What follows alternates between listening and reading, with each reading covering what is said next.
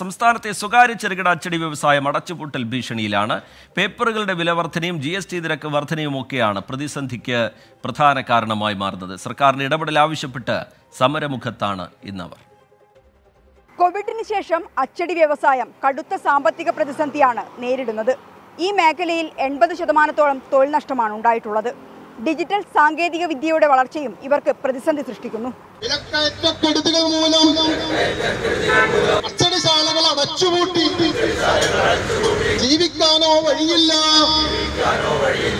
ഈ സമരം നിലനിൽപ്പിനാണ്.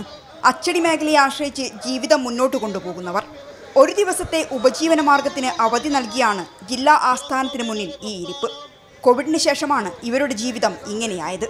2017 GST നടപ്പിലാക്കിയത് 5% മുതൽ 12% വരെയായിരുന്നു. എന്നാൽ ഇന്നിത് 12% മുതൽ 18% വരെയാണ്. ഇതിവർക്ക് താങ്ങാൻ കഴിയുന്നതല്ല. അസംസ്കൃത വസ്തുക്കളുടെ വിലവർധനയും പ്രതിസന്ധിയാണ്. സർക്കാരിൻ്റെ ഈ കോവിഡിന് ശേഷമുണ്ടായ പേപ്പർലെസ് പോളിസി പല ഡിപ്പാർട്ട്മെൻറ്റുകളും ഇന്ന് പേപ്പർലെസ് ആണ്. കാരണം ഒന്നും തന്നെ അവർ ആദ്യത്തെ ഫോമുകളോ കാര്യങ്ങളോ അടിക്കുന്നില്ല. അതോടൊപ്പം തന്നെ ഡിപ്പാർട്ട്മെൻറ്റുകളോട് കോംപ്ലിമെൻ്റ് ഐറ്റംസ് ആയ ഡയറി, കലണ്ടർ ഇങ്ങനെയുള്ള സാധനങ്ങളും സ്റ്റേഷനറി ഐറ്റംസ് ഒന്നും അടിക്കരുത് എന്നുള്ള ഉത്തരവ് വന്നു. ഇതൊക്കെ തന്നെ അച്ചടി മേഖലയിൽ വൻ ജോലി ലഭ്യത കുറവാണ് ഉണ്ടാക്കിയിട്ടുള്ളത്. പലരും കടക്കണിയിലാണ്. GST നിരക്ക് കുറയ്ക്കുക, അച്ചടി മേഖലയെ സംരക്ഷിക്കുക, സർക്കാരുകളുടെ അച്ചടി വിരുദ്ധ നയം തിരുത്തുക, അച്ചടി ജോലികൾ സംസ്ഥാനത്തിന് പുറത്തു നൽകുന്നത് തടയുക എന്നിവയാണ് ആവശ്യം. ഈ മേഖലയുടെ നിലനിൽപ്പിന് കൃത്യമായ ഒരു പ്രിന്റിംഗ് നയം വേണം. ഇക്കാര്യം ആവശ്യപ്പെട്ട് കേന്ദ്ര സംസ്ഥാന സർക്കാരുകൾക്ക് നിവേദനം നൽകാനാണ് സംഘടനയുടെ തീരുമാനം. രാജേഷ് വെള്ളരിക്കുണ്ടിനൊപ്പം മിഥില ബാലൻ, 24 കോഴിക്കോട്. പൊതുജനം കഴുതയല്ല സാർ.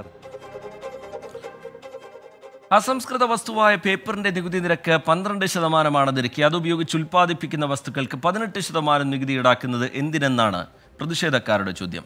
12% GST നിരക്ക് അച്ചടി ഉൽപ്പന്നങ്ങൾക്ക് ബാധകമാക്കണമെന്നും അവർ ആവശ്യപ്പെടുന്നുണ്ട്. കേൾക്കാം ചില പ്രതികരണങ്ങൾ. നമ്മൾ വളരെ പരിതാപകരമായിട്ടാണ് ഇപ്പോൾ മുന്നോട്ട് പോയിക്കൊണ്ടിരിക്കുന്നത്. പ്രസിൻ്റെ അവസ്ഥ അത്രയും കഷ്ടത്തിലാണ്. അതുകൊണ്ടാണ് ഇപ്പോൾ ഞങ്ങൾ ഈ ഒരു വേദിയിലേക്ക് ഇറങ്ങുന്നത്. കാരണം കൊറോണ കഴിഞ്ഞതിന് ശേഷം വളരെ ബുദ്ധിമുട്ടാണ്. എത്രയോ പ്രസ്സുകൾ അടച്ചിട്ടും ഞങ്ങളൊക്കെ അങ്ങനെ പിടിച്ച് നിന്നുകൊണ്ട് ഇങ്ങനെ പോവുകയാണ്. അതും രാത്രിയൊക്കെ വർക്ക് ചെയ്യായിരുന്നു ആദ്യം. ഇപ്പോൾ 5 മണിയാകുമ്പോഴത്തേക്ക് പൂട്ടി പോകേണ്ടൊക്കെ ഒരു അവസ്ഥയാണ്. കുടുംബം ബാധിക്കാതെ എടുക്കുമോ? സാമ്പത്തികമായിട്ട് ഒരുപാട് പിന്നോട്ടായി. ഇപ്പോൾ എല്ലാവരും കടത്തി. മാത്രമല്ല ഈ മേഖലയിൽ ദിവസം പ്രതി ഇതിൻ്റെ മാറ്റം വരിക ടെക്നിക്കൽ. അപ്പോൾ അതിനനുസരിച്ച് വരാനുള്ള സാമ്പത്തിക ശേഷി ഇപ്പോഴത്തില്ല. കാരണം ജോലി കുറവായതുകൊണ്ട്. അപ്പോൾ അതുകൊണ്ട് എല്ലാവരും ബാങ്ക് ലോൺ എടുത്തിട്ട് കുടിശ്ശിക നിൽക്കുന്ന അവസ്ഥ അപ്പോൾ നിലവിലുള്ളത്. കേരളത്തിൽ വരേണ്ട ജോലികൾ അല്ലെങ്കിൽ നമ്മുടെ ഓരോ ജില്ലയിലും വരേണ്ട ജോലികളൊക്കെ നമ്മുടെ മറ്റു സംസ്ഥാനങ്ങളിലേക്കൊക്കെ പോയിക്കൊണ്ടിരിക്കുന്ന അവസ്ഥകൾ വന്നിരിക്കുകയാണ്.